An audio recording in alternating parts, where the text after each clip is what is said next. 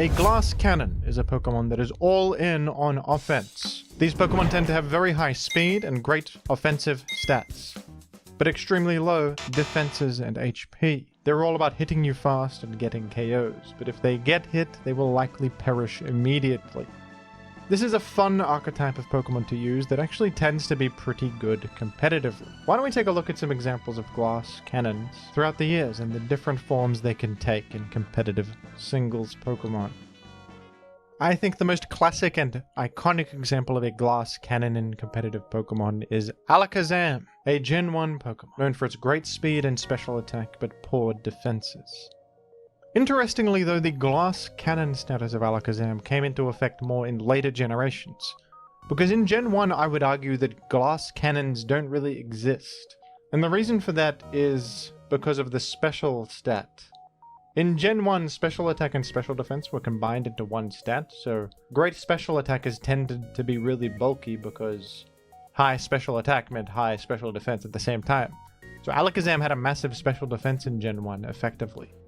And with Recover, and even the option of Reflect to help against physical hits, Alakazam would actually stick around for ages and be pretty bulky. Not to mention the defensive benefits of Psychic at the time. But beyond Gen 1, Alakazam really started to feel like a proper glass cannon, as its special defense was now only 85, and its other defensive stats are incredibly low. Gen 2 is a generation known for very defensive gameplay, so for a long time Alakazam was not that popular in this generation, but it's recently been a bit of a rising star here. Alakazam has the highest special attack in OU, with 135 being enormous for the time. Alakazam's monstrous stab Psychic threatens important Pokemon like Gengar, Nidoking, and Machamp that are popular at the time, and the option of Dynamic Punch gives Alakazam an option against its greatest adversaries. Dynamic Punch is an inaccurate fighting type physical attack with only 50 accuracy, but if it lands, it has a 100% confused chance. And this option is very important against Snorlax, the big top tier threat of Gen 2. Hitting Snorlax super effectively on the physical side and confusing it can really bail you out of a terrible situation. And this is also useful against Tyranitar, Alakazam's other adversary who can Pursuit Trap Alakazam, but Dynamic Punch hits that for ×4 super effective damage. Alakazam is a rare, potent offensive Pokemon in the Gen 2 metagame that is faster than just about everything, dishes out serious damage, and even has mixed attacking options for its greatest adversaries.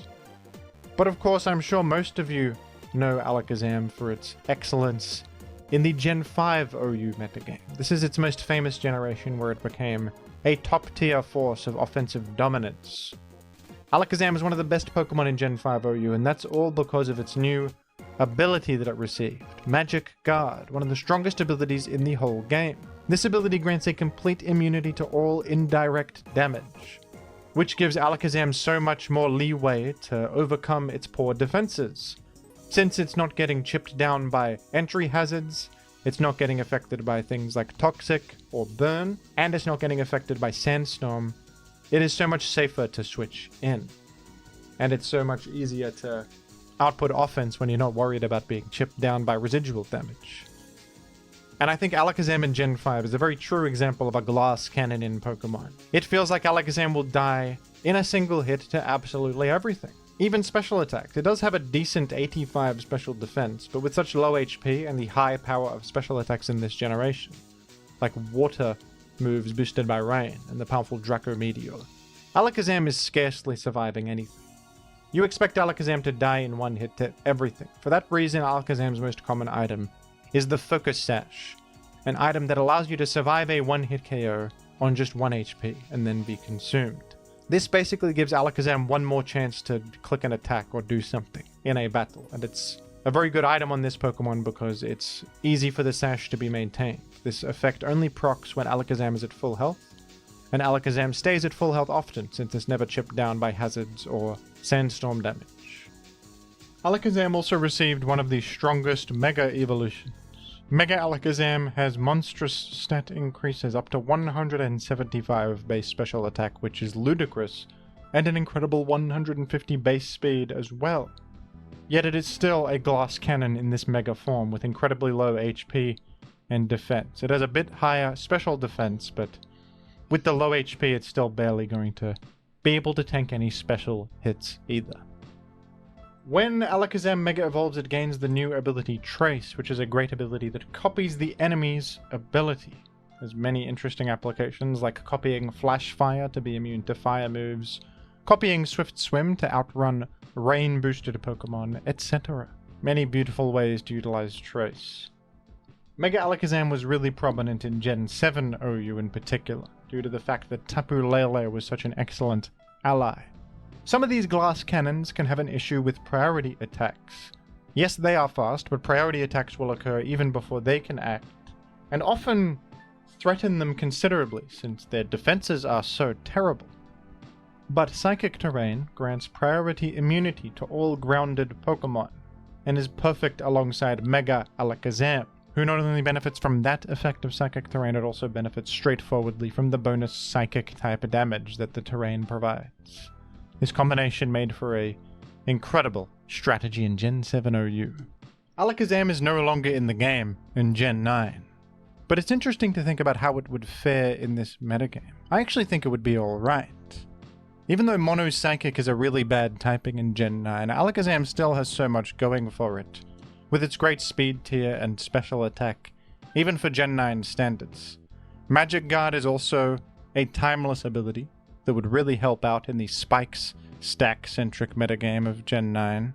And Alakazam's access to Encore would also be a big help against King Gambit and Raging Bolt. Encore has been on the rise in Gen 9 in general. Alakazam's access to that, I think, would be an asset. I don't know if it'd be ranked OU in Gen 9. The power level has risen significantly, but I think it would have respectable viability in the tier regardless. Overall, I like Alakazam, and I think it's a great example of a glass cannon. And I think it also showcases the fact that to function as a glass cannon, you do need a bit of help in some area to help you hit the field and not die instantly to absolutely anything. And that help is Magic Guard, I think, for Alakazam. Magic Guard allowed Alakazam much more longevity than it would have had otherwise. For the same reason that fast, frail Pokemon use heavy-duty boots in Gen 9, Alakazam would use Magic Guard to dodge those hazards and keep coming in, threatening things, and being able to exit without the existential threat of hazards ruining its life. Hazards are the big thing to block, but everything else is also very useful. I also like that Alakazam is carrying 2 spoons. This is a trope that people with psychic powers can bend a spoon with their mind. I don't know where that trope came from, but I like it. And I like that Alakazam is always holding the spoons. Are the spoons part of him? Was he born with them? Did he steal them? Just raises such interesting mysteries that people are still debating to this day. I think that's the real artistic benefit of Alakazam, is the sheer open-endedness of his very existence. It's fascinating. It's riveting. I think in-universe the spoons actually provide him with psychic power, which is interesting. That's a new take. I didn't think the spoons were the thing granting psychic power. I thought it was actually just an instrument to demonstrate psychic power that was innate. It's a very intelligent twisting of the trope. Another very famous glass cannon in competitive Pokemon is Gengar, known in Chinese as Gengui, more famously. Gengar has a very good speed stat of 110. It has a great special attack stat of base 130, but dreadful defenses. 60 in its HP and defense, and only 75 special defense. It's very similar to Alakazam in that it's a fast, offensive special attacker with poor defenses, but Gengar does end up feeling a bit different, doesn't it? While Alakazam made up for its frailty with the ability Magic Guard, Gengar, ever since the beginning, has made up for its frailty with its typing. As a ghost and poison type, it has some key immunities. Even before its ability came into play, being immune to fighting and normal type attacks inherently gives it an entry point and a way to hit the field.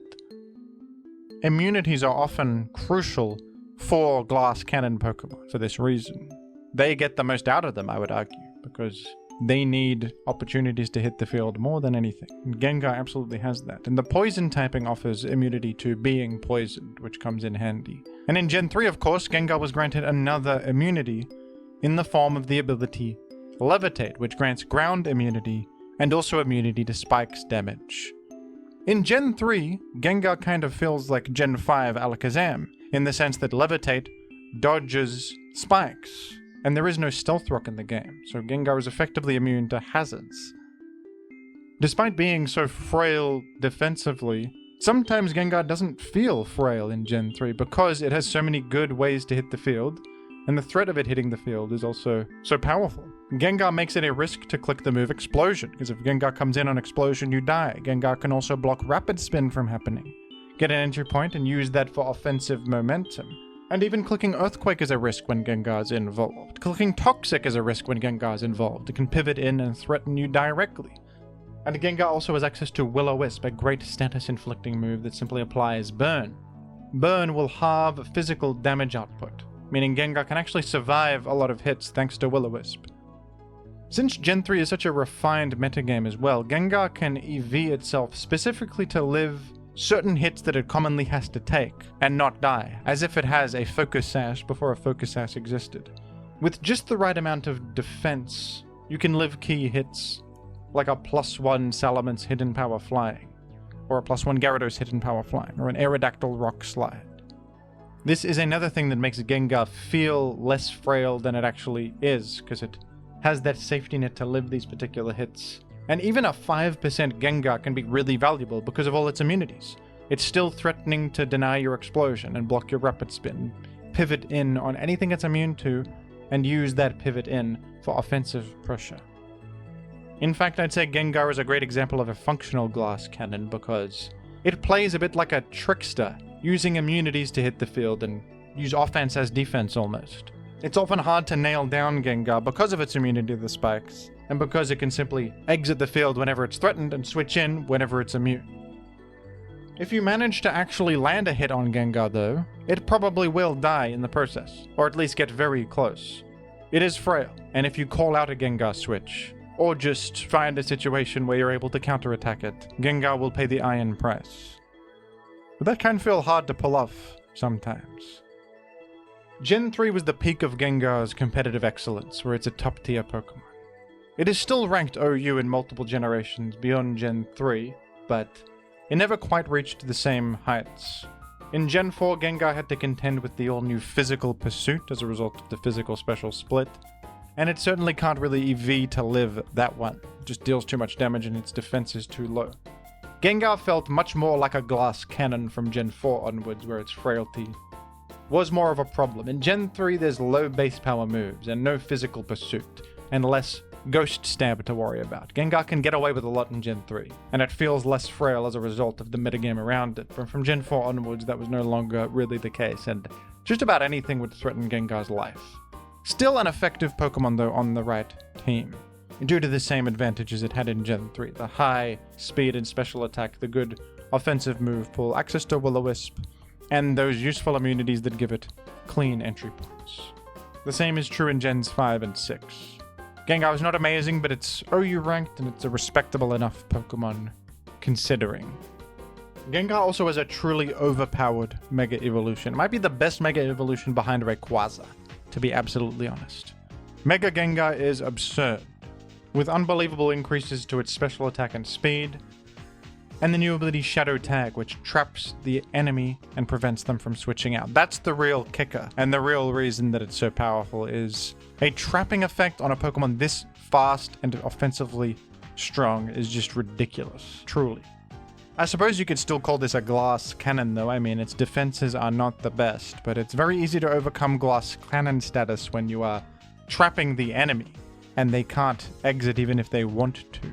So you can just pick and choose who you attack and who you do not, and they can't do much about it. Unfortunately, in Gen 7, Gengar received a severe nerf that kind of gutted its competitive potential from then on. In Gen 7, Gengar lost its ability Levitate and had it replaced with the new ability Cursed Body, which is a far worse option. Cursed Body simply has a 30% chance to disable the enemy's move when struck by an attack. It's maybe a chance at doing something okay versus an entire immunity to a whole type and also spikes, toxic spikes, sticky web, etc. Levitate is way better than Cursed Body, and this nerf was kind of random. I think they did it to make Mega Gengar more manageable, but then they didn't bring back Levitate after Megas no longer existed, so I don't know. Perhaps they also did it for lore purposes, because I suppose Gengar is standing on the floor, but I mean, it had levitate for literal years before that. And it can fly, I think. Doesn't it fly in the television show? I don't really know. It doesn't matter that much. You could just make it float. They have the power to do that, to create consistency with what was already there. But they decided to nerf Gengar for no good reason. One of my least favorite choices they've ever made. I'm always upset about it whenever I have to talk about it. It was so random, so undeserved, and a real nail in the coffin for a Pokemon that was frankly declining in viability anyway, with more ghost types coming to outcompete it. And power creep really rising every generation. To nerf Gengar while he's already sort of declining was a bit of a disrespectful move. But I would consider a Gengar to be an all-time great Pokemon design all around, and maybe the best and most iconic special attacker in the series. And Glass Cannon. More so even than Alakazam, probably. It's a popular Pokemon outside of the competitive scene, just in merchandising and stuff, as a fun ghost guy with an iconic grin. You can get the Gengar coffee at the Pokemon Cafe or something, or the Gengar cake, I don't know. There's merchandising potential with Gengar, of course. He generates billions of revenue every year. And also one of the most fun competitive Pokemon. I love to use him. I love his moveset, especially in Gen 3. So many different options, so many dynamic ways to use him, and so fun to use in battle too. Always feels great to pivot in a Gengar on an immunity and then threaten something. That just feels excellent. Makes you feel very intelligent. Especially if the move is Explosion. Switching Gengar in on Explosion is one of the most satisfying turns you can execute in Pokemon. Terrible when it happens to you though, when you're on the receiving end. Horrible. We all love Gengar, don't we, folks? Everybody say ni hao to Gengar in the comments, please. Thank you. Weavile is another classic glass cannon. I think this is the glassest cannon so far. Unlike Alakazam and Gengar, I don't think Weavile actually has much defensive merit. It's all offense, no defense with this one. Weavile has a fantastic speed stat of 125. Also the fastest so far, and a great 120 base attack. Weavile's defensive stats are actually not as bad as Gengar's or Alakazam. 70 HP is alright, 85 special defense also alright. But the real downside and the detriment to Weavile's defenses is its typing. Dark and Ice are dreadful dual typing defensively. Weavile is times 4 weak to fighting type attacks. It's weak to Fairy, Fire, Steel, Bug, and worst of all, it is weak to Rock. Being weak to Rock is terrible, not only because it's a common attacking type, but also Stealth Rock will deal a massive 25% to Weavile as it switches into the field. A general detriment to being an Ice type, Weavile definitely feels that. But offensively, this typing is very good, actually. It threatens a lot of things. Dark is a great neutral attacking type, Ice is super effective against many things. And Weavile has the excellent Ice Shard for physical priority to even answer enemy priority trying to threaten it. So that's incredibly useful. Weavile did struggle earlier in its life. In Gen 4, Weavile maybe ranked OU, but I think that's an outdated ranking, and it's not really the best in this generation. It's a bit too weak to the Stealth Rock, and also its move pool wasn't fantastic at this time either. It did have Pursuit, which was good, Stab Pursuit, and had Ice Shard, which was good. But beyond that, its move pool was limited. Night Slash was its best main Dark Stab option, which is not great with only 70 power. Ice Punch was its best Ice physical option, also not the greatest. It had Low Kick for fighting type coverage, a little bit inconsistent as well since it's weight based. Good against Tyranitar, but can be inconsistent against other things. So Weavile not that commonly seen in Gen 4, or Gen 5 for that matter.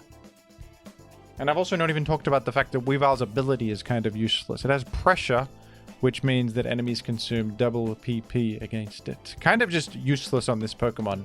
Not a great ability generally, in many cases, but can be good on defensive Pokemon specifically. Weavile is the least defensive Pokemon possible. It's maybe the worst ability choice you could have. It's like having no ability, basically. But regardless, Gen 6 was still a big moment for Weavile. Despite having an effectively useless ability and all of these defensive shortcomings, Weavile was ranked OU in Gen 6, and it deserved it due to significant buffs that it received.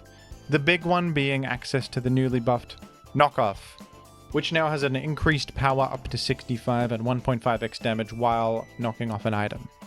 This combination of great damage output and item removal is why knockoff remains one of the strongest moves in Pokemon to this day. And to have stab damage on knockoff is a great asset. The other big buff for Weavile was access to Icicle Crash now, an 85 power Ice-type physical attack with 90% accuracy and a 30% flinch chance. A stronger move than Ice Punch, and there's a hidden benefit to this as well, which is the fact that it doesn't make physical contact. And this is important because this deals good damage to Ferrothorn, good neutral damage to it, without activating Iron Barbs and chipping Weavile. The same is true against anything with Rocky Helmet, anything with Flame Body, etc. Icicle Crash totally bypasses that, and that's a great benefit to this attack on top of the high power and the flinch chance. So these options made Weavile a great wall breaker, also a priority user with Ice Shard, and turned it into a formidable wall breaker in the format. And this is the kind of Pokemon that really needs support to function. Alakazam and Gengar can perhaps get away with supporting themselves, since they have good abilities and good defensive traits. Weavile, though, can't really switch into the field unless it's switching in against a Psychic-type attack. And that's going to be risky.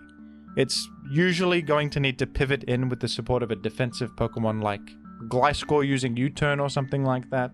Maybe make an aggressive double switch to get Weavile in and threaten stuff. But once it is in, it's probably going to outrun what's in front of it and threaten serious damage against absolutely everything, if not just the value of knocking off an item in the worst case. Weavile also probably needs the support of solid hazard removal to stop it from stepping on Stealth Rock all the time. That's another real downside to Weavile. Even if you get it in the field safely, it's probably just still going to take damage from the Stealth Rock, so you need a solid Rapid Spinner or Defogger to support Weavile. But with support, it can really make beautiful things happen here. And things kept getting better for Weavile as the franchise moved forward. I think the peak of Weavile's career was Generation 8, where it is one of the strongest Pokemon in OU, thanks to a few things working out for it. Weavile benefits massively from the all-new item, Heavy Duty Boots. In fact, Weavile is the kind of Pokemon that has been begging for such a thing for years. Heavy Duty Boots is an item that grants immunity to hazards, and patches up Weavile's greatest weakness. It's kind of like giving Weavile Magic Guard. It can't get hit by spikes or Stealth Rock. Stealth Rock is the important one. And with Heavy Duty Boots, Weavile immediately became far better, and it became a very popular item on the Pokemon. Weavile also got a new Ice-type attacking option, Triple Axle, which was introduced in Gen 8. This is a multi-hit Ice-type attack that ramps in power. It starts at 20 power, but each consecutive hit deals more damage, resulting in some pretty incredible damage output from this move. There is a drawback though, each hit has a miss chance, and if one hit misses, the whole move stops, but generally this is going to deal way more damage, and the multi-hit is also useful to break substitutes, focus sashes, and multi-scale and effects like that.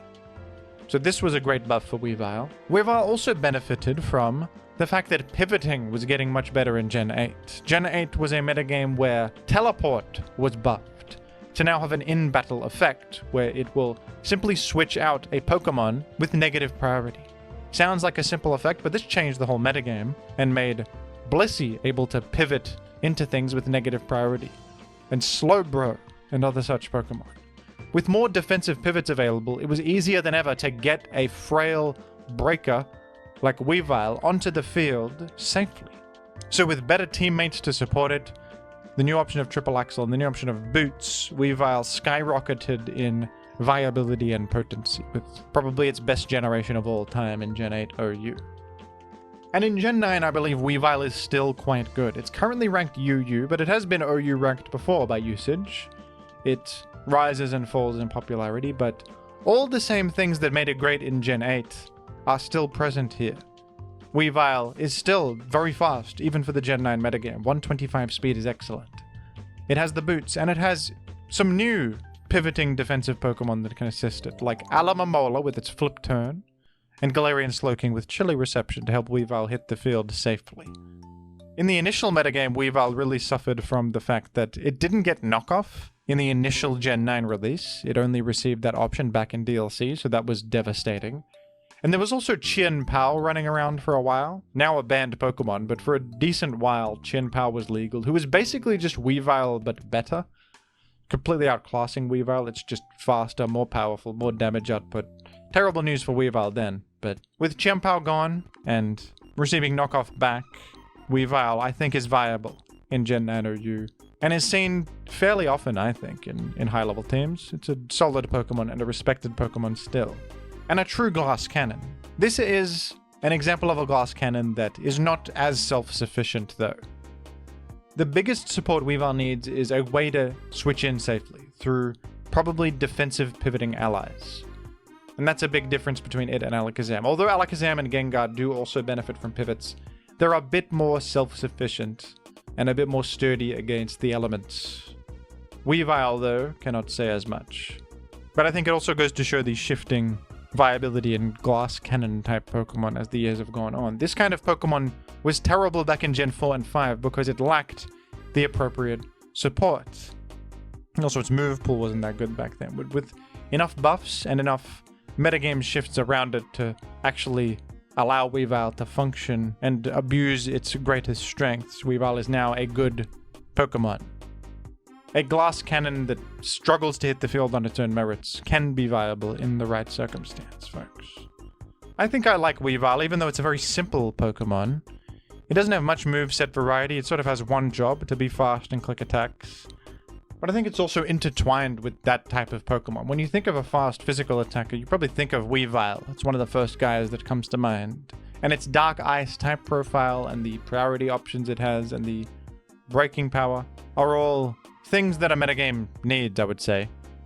It's good for a Pokemon like this to be part of a metagame. It's a fun member of Gen 8. I think it's fun when Gen 9 teams use Weavile as well. It just feels solid. It feels like a good old classic physical glass cannon. And that's exactly what it is. Another famous glass cannon is, of course, Greninja, one of the most popular Pokemon of all time in the general franchise, also a superstar of the competitive scene. In fact, when Greninja first came out, it was a bit too powerful for the time, and was banned from competitive singles. Greninja is a Water Dark type starter Pokemon, with a good speed set of 122, okay offensive stats of 95 attack and 103 speed, and pretty low defensive stats. Its HP is 72, 67 defense, and 71 special defense. Although its offensive stats are low, it gets a lot of mileage out of its ability, which is the real reason to use the guy and the real reason it gets its offensive potency. The ability Protean is an incredibly strong ability. That means Greninja will change its type to match whatever move it uses. Not only is this useful to just change types on a whim to whatever you have on your moveset, but also you will gain same type attack bonus for every single move you click. So Ice Beam will turn you into an ice type, give you 1.5x ice damage. Clicking Gunk Shot turns you into a poison type, and the list goes on. So it's kind of like stab damage on everything, like a free choice specs almost. That's the 1.5x damage on all of your attacks. And it means Greninja has excellent coverage when all of its coverage has boosted damage, and its move pool is so vast. Greninja is just a great attacker for this reason. And even with its frailty, this sheer variety and power in its attacking options was a bit much for Gen 6.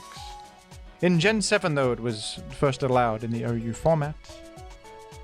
And in this generation, it actually got an alternative ability that was even better. The ability Battle Bond was the more popular one in Gen 7, and an extraordinarily powerful one. After Greninja lands a KO, it will transform into a new form, Ash Greninja, which has ludicrous stats on the level of a legendary. Ash Greninja has 145 base attack, 153 special attack, more special attack than Kyogre, by the way, and a massive 132 speed as well.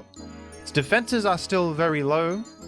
They didn't also give it defense, they didn't go crazy, but its offenses are through the roof. And this is one of the strongest Pokemon in Gen 7 with this ability, through sheer brute force of just becoming a legendary basically on KO. I actually think that Greninja has a good typing defensively for a glass cannon.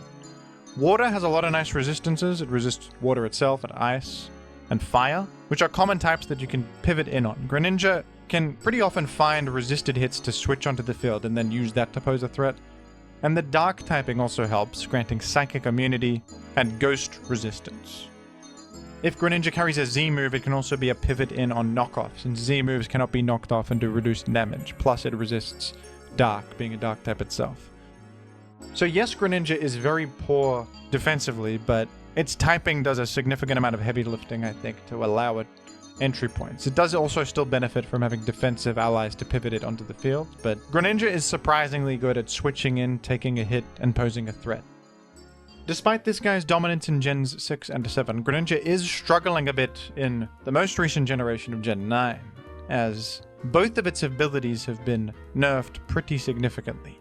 Protean was nerfed tremendously to now only change the type of a move you use once per switch in. Before, Greninja could change types multiple times, from an ice type to a fire type to a dark type and whatever the hell it wanted.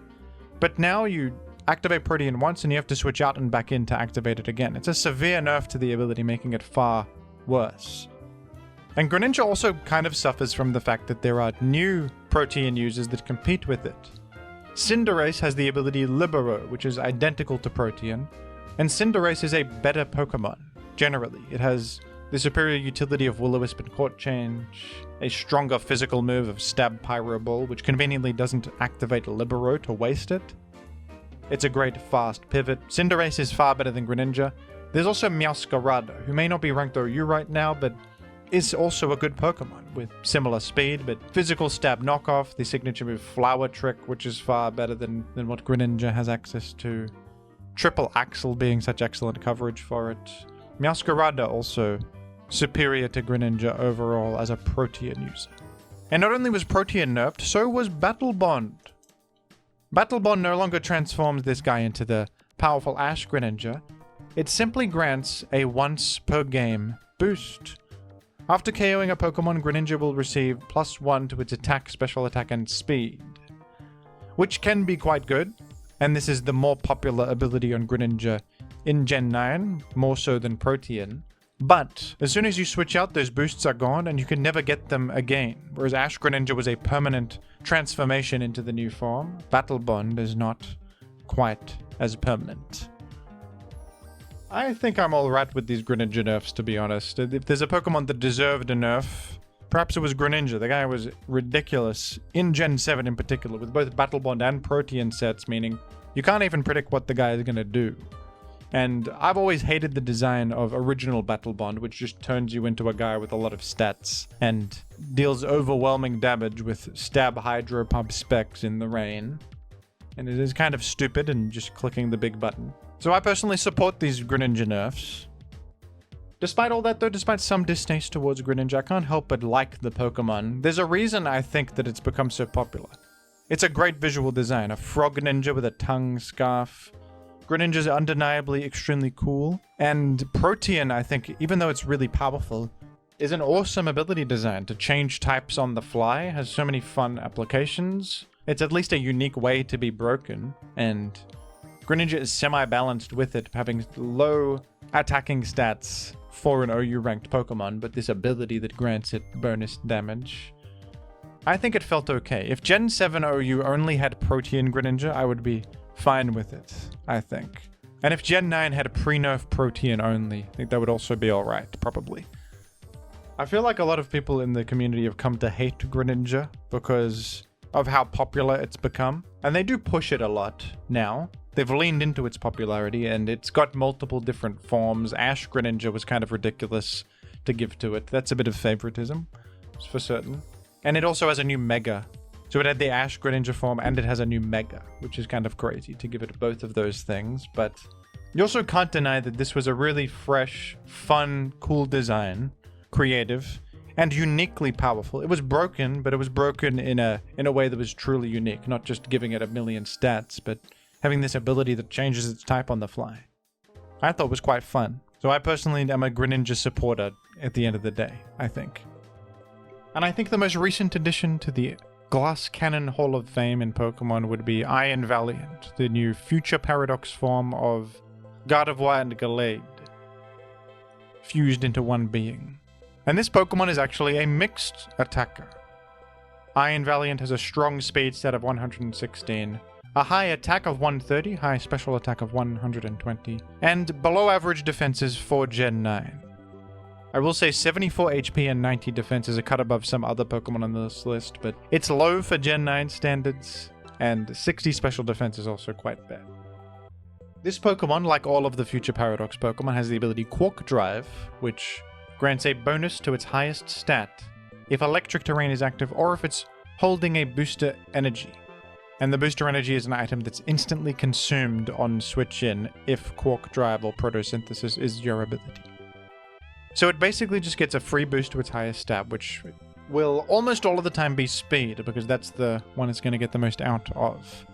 Iron Valiant with this free speed boost is truly an earth-shattering threat that can clean up endgames in Gen 9 OU like pretty much nothing else in the format. Iron Valiant is famous for its incredibly vast move pool with physical and special attacking options galore. Moonblast, Close Combat, Thunderbolt, Knockoff, Shadow Ball, Shadow Sneak. It can run a Calm Mind set.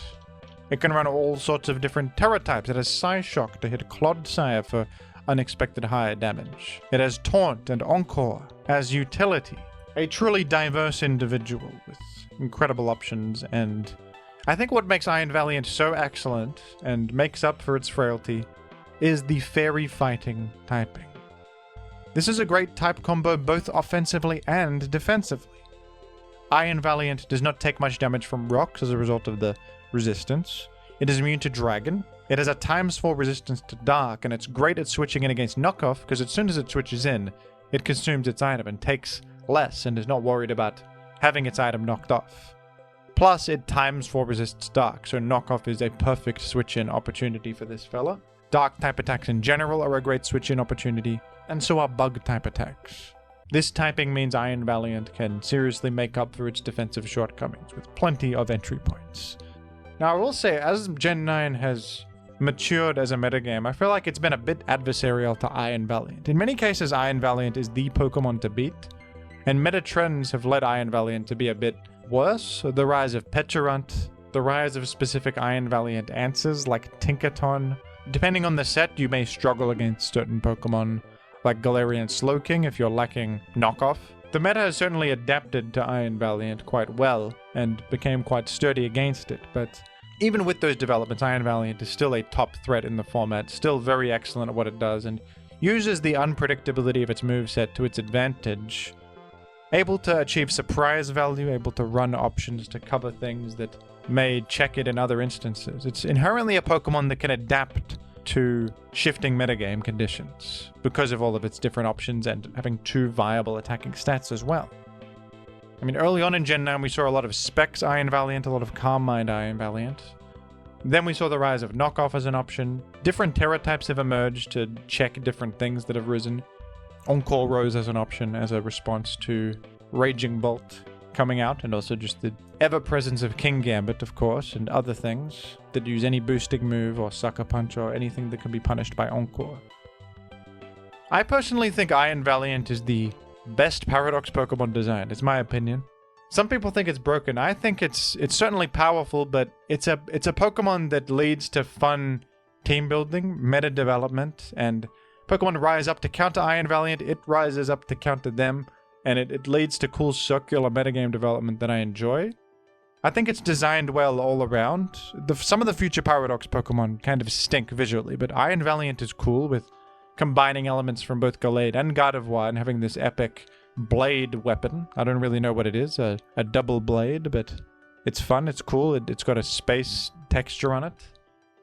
And all around a good Pokemon for Gen 9. If you're going to make a broken new threat, I want it to be like Iron Valiant, that it's at least broken because of its diversity and its interesting traits. We've never really seen a Pokemon like this before, and that's what I enjoy about Iron Valiant. I think it gives Gen 9 some unique flair. It's one of the definitive Pokemon of the generation, for certain. And many featured Pokemon have been sacrificed to create an Iron Valiant entry point, and their sacrifice will not be forgotten. I will certainly never forget all of those fallen Pokemon that purely existed to pivot into Iron Valiant, okay? I will not forget them, and I hope that you won't either. And folks, I believe those are the most archetypical and classic glass cannons in competitive Pokemon. There are, of course, many more examples across different tiers and with varying levels of viability, but I thought these were the most classic examples to showcase. Which is your favorite that I mentioned in this video? Which is your favorite that I didn't mention in this video? Let me know down below in the comments, and thank you very much for watching, gamers. Game on, folks. Why did I suddenly refer to you all as gamers and say to game on? I don't know, but it's the truth. It's the damn truth, and I would like you to game on. Gamers have to stick together, okay? So let's do it. Thank you for watching, folks. Bye-bye.